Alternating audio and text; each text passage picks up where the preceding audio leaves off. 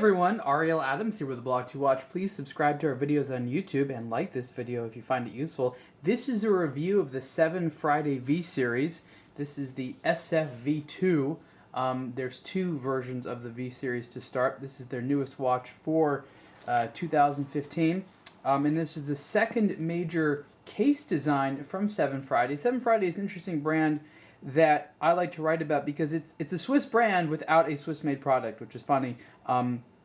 They very proudly showcase the fact that they are, and this is interesting, you look at the map here, you look at the little lines, it essentially says design and concept, and it's pointing over here to the map, Switzerland, and then it says, I think it says case construction, over here it points to China, and then it says movement, and it is pointing over there to Japan. It doesn't actually say move, it says engine.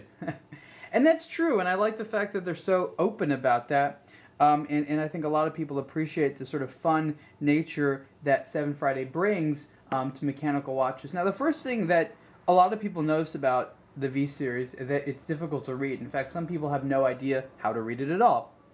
And that makes sense because, in a sense, SevenFriday has gone out of their way to make it a little bit difficult to read. This actually uses the same 800 series, or I guess it would be 8 series, movement from Miyota. I think the name is on here of the actual movement. It's the 8, and then there's a letter. It doesn't matter. I'll write it in the review. But the idea is that the movement is an automatic, and it has a couple interesting features we have here: the time, hours, subsidiary seconds hand, and the day-night indicator. So it's basically the same movement that you'll find in the brand's original P-Series, but just executed in a very different way. So how do you read the time on the V-Series? Well, that's very interesting. So looking at the dial here, like I said, you have here the subsidiary seconds hand, which is a disc, and there's a window here, which is the day-night indicator. And then you have a traditional looking hand here in the center, which is the minutes hand, and then you have a disc underneath it, which is the hours hand. So I'm going to go ahead and adjust the time here, and you can see what's happening. So it's obviously the minute hand moving around, and that disc represents the hours, and you can see in the day-night indicator window that the color changes to a lighter color during the day, and then it'll change to there it is, a dark color at night. So okay, so again, how do you read the hours? Well, what you need to do is you actually take the numbers on the disc and add them up to the numbers on the scale. So the entire scale is only this sort of third right here of the dial, and so right now we're talking about, I put this right, that's 12 o'clock.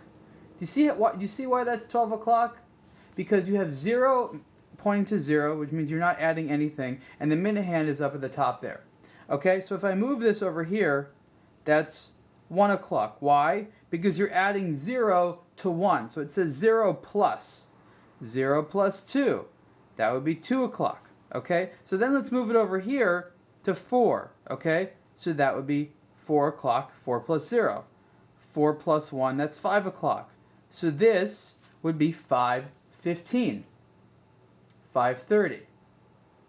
This would be 6 o'clock, 6:45. You get the idea. So basically, it's a small game of having to add the hour indicator along this scale with the hour indicator on this scale, and it's usually a number, either 0, 4, or 8, plus one of these 4 numbers. And again, that gives you all 12 hours.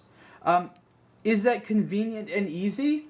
It's actually not as hard as you think once you sort of get the hang of it. Of course, reading the minute is going to be a lot easier, but it's unique.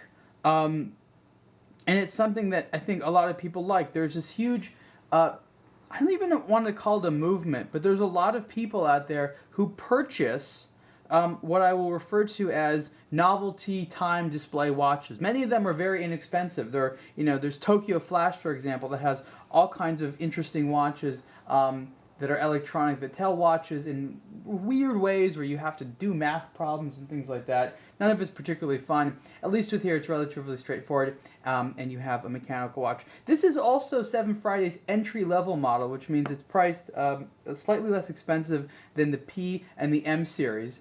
And again, it is their first sort of non-cushion shaped case. So it's not quite a round case, it's not quite a square case. It definitely is in the theme of what they're going for. And it's actually a little bit larger, I believe, than the previous cases. It's almost 50 millimeters wide, not quite as tall, and it has something that they call FCS, which is a strap changing system. FSC, fast strap change. And what is fast strap change? Well, it's clever actually.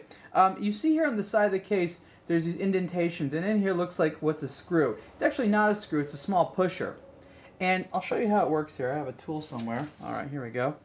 So I'm just pushing down on here, and then I release the strap. Traditional, normal strap with a typical spring bar in here. You can of course use any strap you want, assuming it's the right width. I like the nice thick spring bars there. So that's the fast strap change system. That's easy to release. You still actually need a tool. What I actually think is really fun is how you get it back in. You see there's a little indentation here. So you put one end in, and then you just push down, and boom. That I like. Putting the strap back on like that is very easy and very convenient, and I believe that's something that 7Friday has patented. So I like that. And what's actually also kind of cool is you have that same system on the clasp here, the buckle on the bracelet. So you can see here there's that same little area to push. And why would you want to do that? Well, if you're changing the strap out, you're of course going to want to change the buckle as well. So they add that system there on there. And then if you see the little arrows here, it sort of tells you. And they turned it into part of the design. And I think that's very clever. And I like that they did that. There's a mineral crystal over the dial. It's not a sapphire crystal, but it's really nicely AR coated. You don't have a lot of glare. I mean, there's some glare. And apparently 7Friday uses a hardened version of it. It is a very rounded crystal there, so it's meant to look a little bit vintage in style. Listen, I personally prefer a sapphire crystal at all times. Will I put up with a mineral crystal? Sure, but especially when there's something unique about this shape. So this one, of course, I would have preferred a sapphire crystal, but it's not that big of a deal and the price isn't crazy. But of course, you could spend less and easily get a sapphire crystal. So there you go. You have the V-Series from 7Friday on the wrist. It's definitely a bold watch and it's a statement. But because it's wider than it is tall, you definitely have a watch, or high, you definitely have a watch that doesn't wear poorly. So even if you have smaller wrists like I do, I think that the V-Series is very wearable. This version of the watch has a little bit of a sort of a gold tone trim. The V1 is a little bit more subdued. It's sort of all silver color and a black strap. And so these are the two, those are the two versions, and we'll have the other version as part of the written review. We'll take pictures of it, but I just sort of wanted to give you a general idea of what the 7Friday V-Series looks like. So again, interesting timepiece, really well done for what it is. It definitely follows the sort of theme of the 7Friday brand while offering something new. Is it radically new? No. Will it get new customers interested in the brand? I'm not particularly sure. Is it something that existing fans of the brand will want? Probably. Is it sort of a must-have if you're a 7Friday fan? I don't know. I think that the brand has done a lot of things encouraging an interesting lifestyle. There's a transparency to the brand which is definitely unique within the Swiss watch industry. So I think there's a lot of things to like. Price for the 7Friday V-Series, not exactly sure in dollars, but in Swiss francs is 1,055 Swiss francs. So not too high, and the quality is quite nice. And I also forgot to mention one thing. It's a little gimmicky, but in the watch is an NFC chip, so it's a small chip that allows you to register the watch.